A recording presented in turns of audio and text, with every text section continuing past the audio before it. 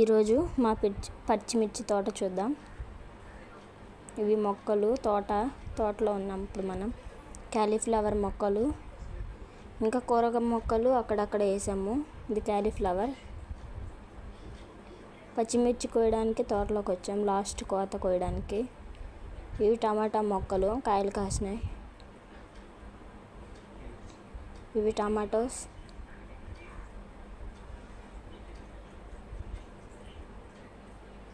ఇది మొత్తం మా తోట, క్యాలీఫ్లవర్ మొక్కలు.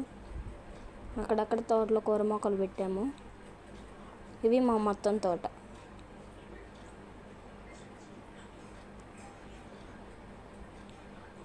మా వీడియో మీకు నచ్చితే లైక్ చేయండి, షేర్ చేయండి, సబ్స్క్రైబ్ చేయండి, బెల్ ఐకాన్ని క్లిక్ చేయండి. ఇది మా తోట మొత్తం. పచ్చిమిర్చి కోత కోయడానికి తోటకు వచ్చాం.